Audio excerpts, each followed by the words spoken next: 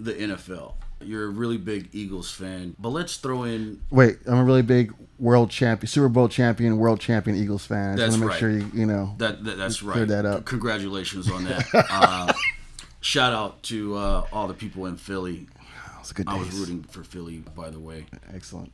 Give the listeners an example of how blockchain can disrupt a cartel, a centralized cartel like the NFL, where, participants, fans, players, there could be kind of a better value distribution versus, there's a few owners, billionaires generating most of the value and the profits. Can you give us an example of how blockchain could possibly disrupt the NFL? Yeah, one of the best examples of this, I think, is the Green Bay Packers. In fact, it's the only example of this.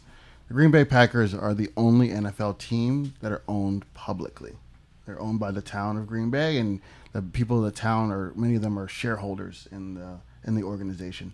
They publish their books. They're completely transparent because they're forced to as a kind of public agency. When you look at the Green Bay Packers and the way they're run and the level of honor, respect, and kind of history and success that they've had by being more transparent, by being publicly owned, I think it really is a model. And when you look at, again, someone like the Patriots, who have been known to cheat in the past, or the Dallas Cowboys, who have been known to employ all kinds of people with all kinds of really serious criminal backgrounds and done some horrible things. I think when you see a closed ownership and secretive financial interests don't breed best practice. And I think blockchain could be a way of opening things up and making the NFL more successful. I know that one day when I buy the Philadelphia Eagles, and I will definitely buy the Philadelphia Eagles, I will do so, and I will probably be crowdsourcing and crowdfunding that effort, and I will be returning it to the people. Probability percentage that in the next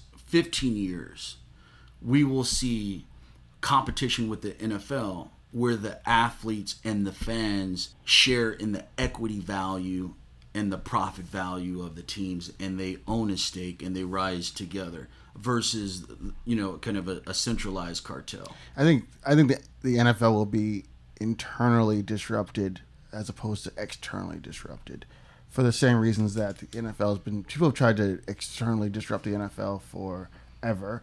One of the things that makes it extremely difficult, going back to your points about DC, is they have a number of laws that support their existence, and they have a number of exemptions that support their existence and allow them to run what would otherwise be an illegal monopoly legally.